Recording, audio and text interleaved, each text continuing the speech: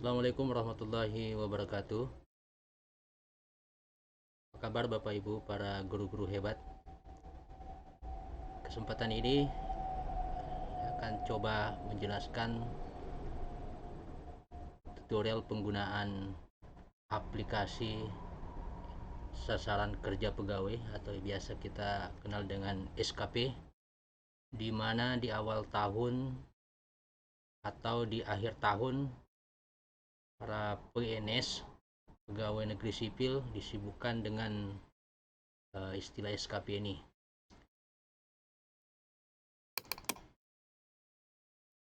Jadi aplikasi ini tentu tidak lain dan tidak bukan bertujuan untuk bagaimana teman-teman guru, khususnya PNS, baik di Kementerian Agama maupun di Kementerian Pendidikan dan Kebudayaan, itu bisa dengan mudah untuk menyusun sasaran dan capaian kinerja. Namun sebelum saya jelaskan tentang tutorial penggunaan aplikasi SKP ini, terlebih dahulu mari kita review terkait dengan aturan pemerintah, di mana aturan pemerintah sebelum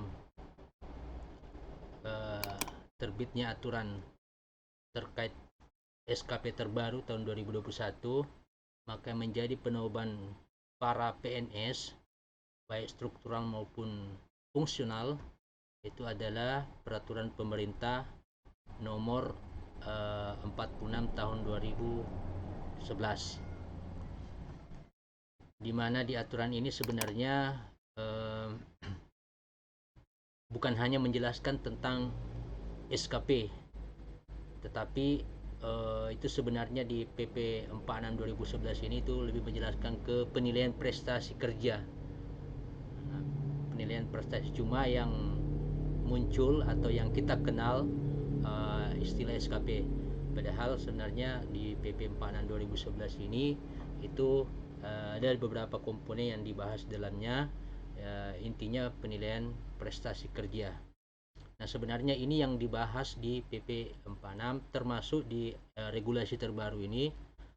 Itu sebenarnya PPK itu terdiri dari PPK itu singkatan atau terminologi dari penilaian prestasi kerja yang biasa PNS dapat di akhir tahun atau di akhir periode, penilaian prestasi kerja atau PPK, di mana di PPK ini itu dibagi bersumber nilainya itu dari dua, yaitu berasal dari SKP sasaran kerja pegawai dan PK perilaku kerja.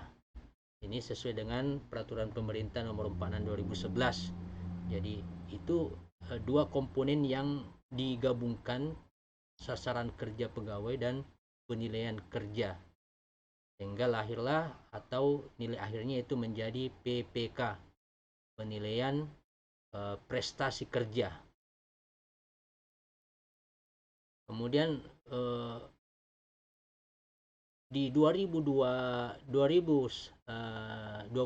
ini ada perubahan aturan, di mana PP 46 2011 ini tidak berlaku karena terbit PP 30 2019, yang secara otomatis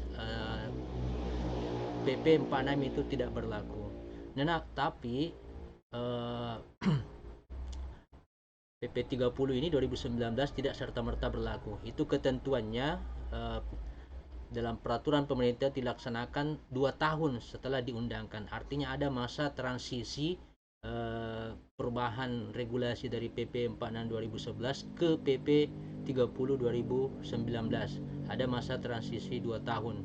Sehingga 2019, 2 tahun kemudian atau 2021 atau tahun lalu, karena kita sudah masuk 2022, maka otomatis ini sudah harus berlaku di 2021.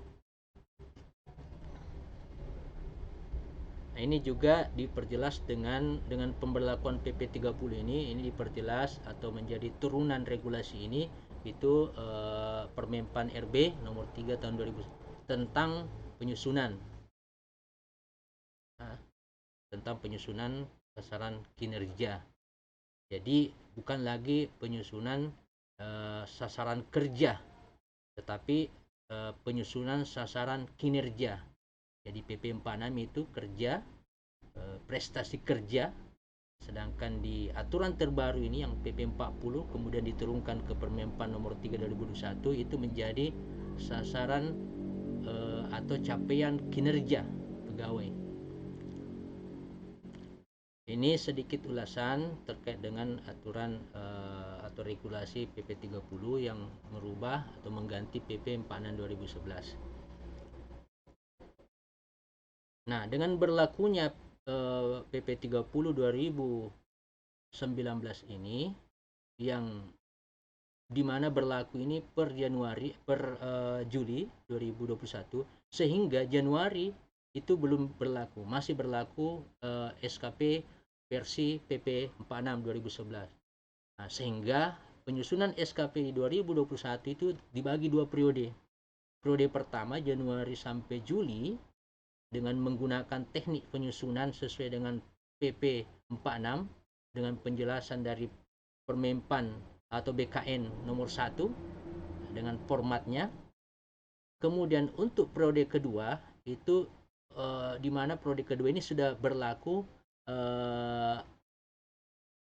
PP 30 dengan perubahan dan formatnya, sehingga menyebabkan di 2021 itu ada dua format atau ada dua periode dengan format yang berbeda.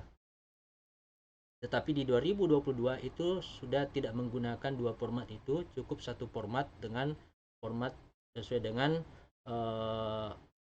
PP 30 kemudian diturunkan ke Permenpan 8 2011, termasuk format penyusunan atau tabel-tabel penyusunannya itu yang terbaru regulasinya itu terkait dengan Permen BKN ya, Surat Edaran BKN nomor 1 tahun 2022 tertanggal 7 Januari 2022. Itu jelas.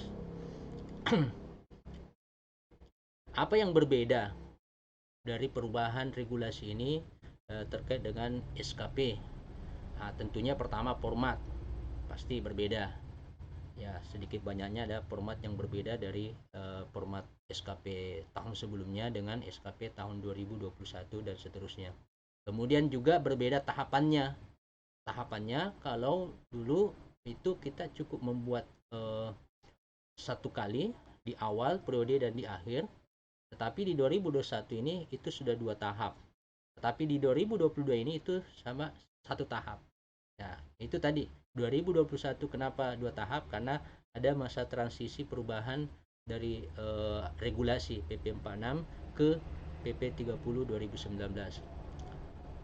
Kemudian yang berubah juga nilai ya, penghitungan di dalam aturan itu juga berbeda. Nah, contoh dulu di PP 46 2011 itu skala maksimal itu nilai 100. Sedangkan di PP 30 ini 2019 itu skala 120. Ya, ini sangat berpengaruh ke formulasi penghitungan di dalam SKP nanti. Kemudian yang kedua komponen perilaku kerja. Nah, di komponen perilaku kerja yang diberi nilai oleh atasan langsung itu di PP 46 itu di PP 30 itu tidak ada lagi disiplin dan integritas. Kalau dulu ada 5 untuk guru sekolah dan 6, sekarang untuk guru tinggal 4 dengan satu komponen baru yaitu ide baru. Jadi dulu integritas dengan disiplin di PP 14 sekarang sudah tidak ada, diganti tinggal satu yaitu ide baru. Ini komponen perilaku kerja. Kemudian yang terakhir yang setelah menurut saya meskipun sebenarnya banyak di situ, tetapi paling tidak ini ada 5. Ini ada penandatanganan. Nah, tentu penandatanganan juga ada sedikit perbedaan di situ secara format. Ini saya kira Bapak Ibu